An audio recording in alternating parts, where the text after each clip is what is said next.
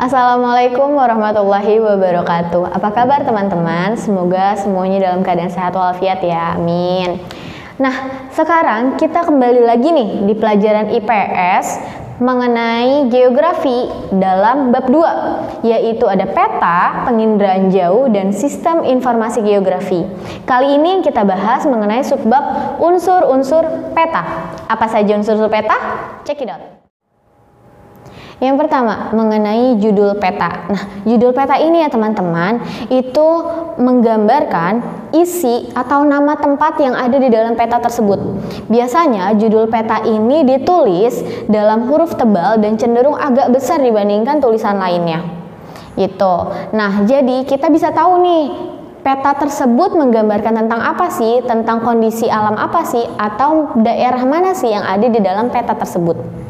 Lalu yang kedua, ada garis tepi peta. Nah, teman-teman, kalau nanti kita lihat di dalam gambar peta, itu biasanya ada berbentuk kotak di dalam pinggirannya, di tepiannya, yang bertemu antara ujung dan ujung, dan biasanya digambarkan dalam dua rangkap dan tebal, itu adalah yang dinamakan dengan garis tepi peta. Nah, lalu yang selanjutnya teman-teman, ada petunjuk arah mata angin. Sebagaimana yang kita tahu ya, kalau misalnya di setiap peta atau setiap penunjuk arah, itu pasti ada yang namanya penunjuk arah mata angin. Gunanya apa sih? Gunanya tentu saja agar kita tahu bagaimana sih, di mana sih letak bagian utara, letak bagian selatan, barat, dan utara sebagai patokannya.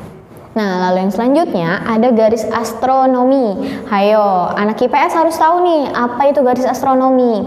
Garis astronomi itu adalah garis yang membentang, garis yang bertujuan sebagai pembatas. Jadi kita bisa tahu nih, antara daerah A sama daerah B itu dibatasi oleh garis lintang atau garis bujur yang mana sih? Nah, itu adalah namanya garis astronomi. Jadi garis astronomi itu ada dua ya teman-teman ya. Ada garis lintang, ada garis bujur. Nah, lalu selanjutnya teman-teman, kita membahas mengenai skala peta. Jadi setiap peta yang ada itu pasti menggambarkan terdapat skala peta. Fungsinya untuk apa? Supaya kita tahu nih, ternyata 1:500 itu berbanding dengan berapa jarak yang sebenarnya. Lalu, skala peta itu terdapat 3 jenis. Ada jenis skala numerik, skala garis, lalu skala verbal. Nah, kalau skala numerik ini sering kita temukan. Misal yang tadi 1:500.000 itu adalah jenis skala numerik. Nah, kalau skala garis biasanya digambarkan dalam garis hitam dan putih. Biasanya setiap titiknya, setiap batasnya itu terdapat angka-angkanya. Nah, lalu selanjutnya ada skala verbal. Nah, skala verbal ini dicontohkan sebagai berikut. Semisal 1 cm di dalam peta adalah 1000 km pada jarak sebenarnya. Seperti itu ya teman-teman. Nah, selanjutnya teman-teman yang akan kita bahas adalah sumber dan tahun pembuatan peta.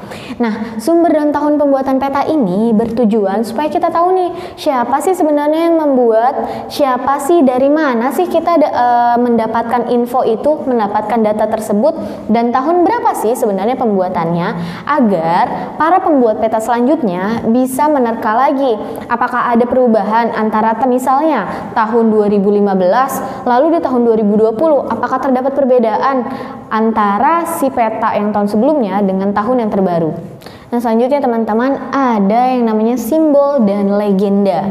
Seperti yang kita tahu ya, kalau kita membaca sebuah peta, kita tidak tahu nih simbol ini artinya apa sih, simbol segitiga artinya apa sih, garis-garis itu artinya apa sih.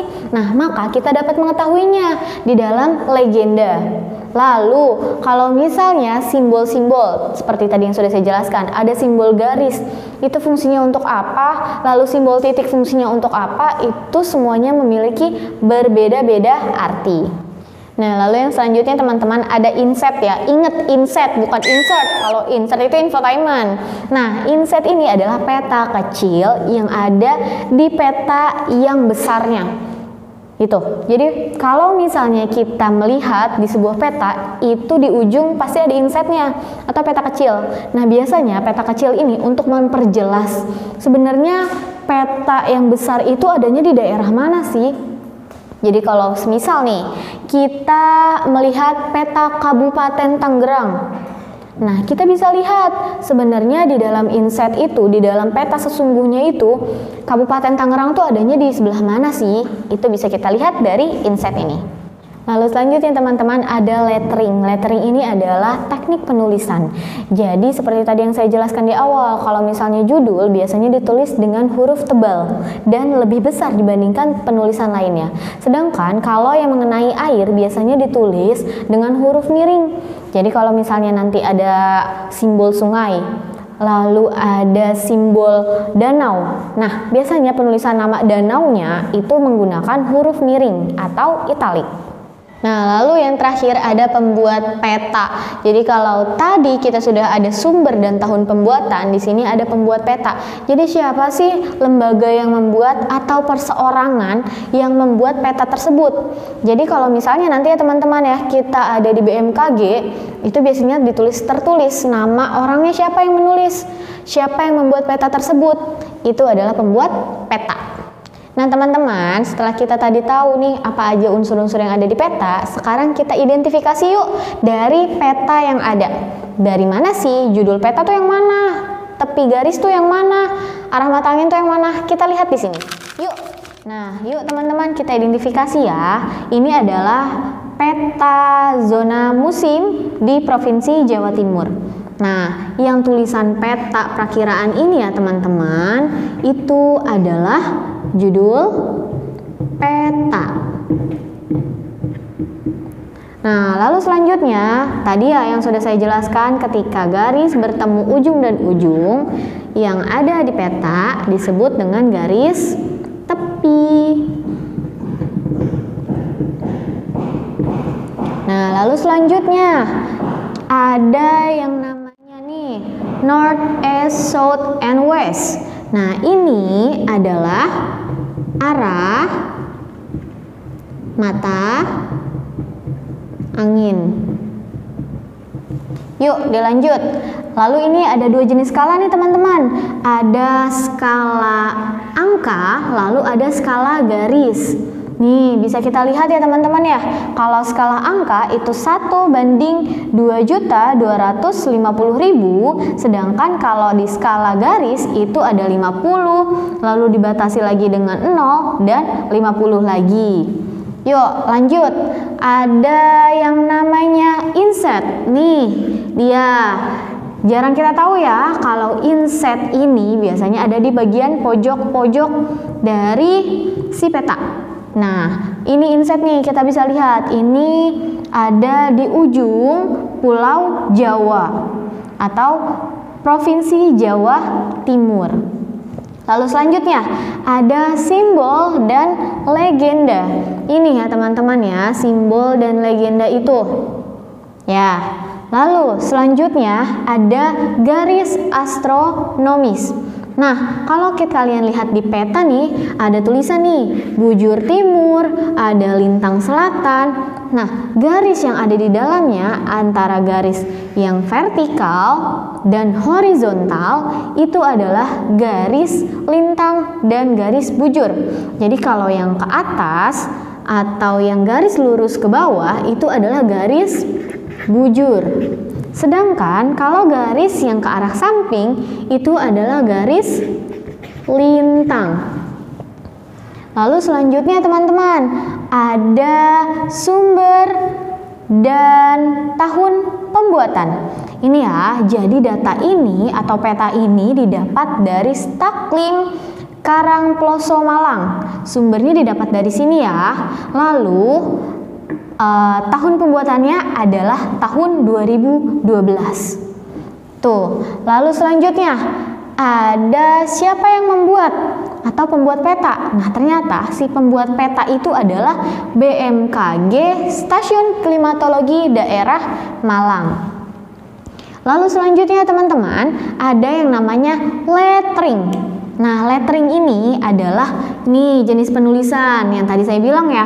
Kalau misalnya penulisan judul biasanya hurufnya lebih besar, lalu ditulis dengan huruf tebal. Nah, tadi saya bilang juga nih, kalau misalnya penulisan untuk air, segala jenis air pasti ditulis dengan huruf miring. Lihat nih, ada Samudra Indonesia.